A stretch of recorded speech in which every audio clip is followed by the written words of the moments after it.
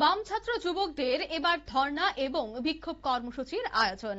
দেখা গেছে এদিনের এই বিক্ষোভ কর্মসূচির মূল উদ্দেশ্য ছিল জঙ্গল রাজত্বের অবসান চাই।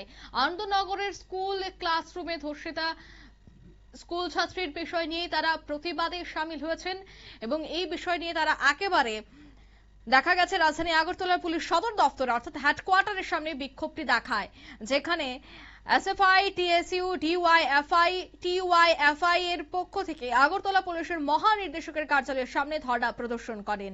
বাম ছাত্র যুবকদের বিক্ষোভ এবং ধর্ণা কর্মসূচি থেকে ডিওয়াইএফআই এর সভাপতি নবারুণ দে কি বলছেন শোনাবো। আতঙ্কে প্রতিদিন দিন কাটাচ্ছেন।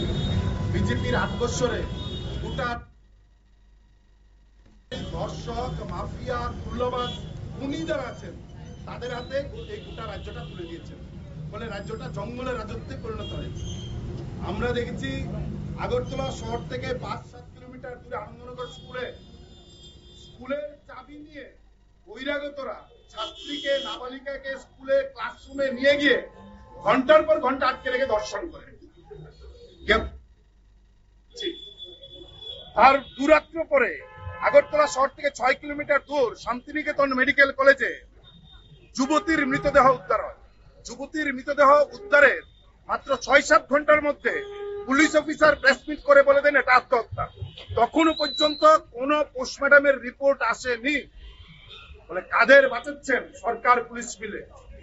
এর নিন্দা জানিয়ে, ঘৃণা জানিয়ে তুল্যবাজ, খুনি, দর্শকদের জেলে কিংবা ঘরে ঢুকানোর জন্য পুলিশের মহানির্দেশকের কাছে দাবি জানাতে এখানে বিক্ষোভে আমরা ছাত্র যুবরা সামিল হয়েছি।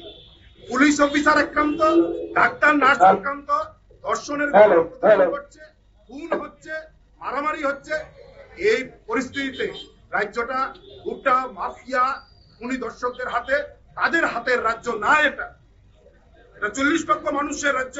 এই 40 লক্ষ মানুষ যেন শান্তিতে থাকতে চায় তার ব্যবস্থা করার দায়িত্ব হচ্ছে পুলিশের। কিন্তু আজকে পুলিশ গ্রেপ্তার হচ্ছে নেশা কারবারির সঙ্গে যুক্ত।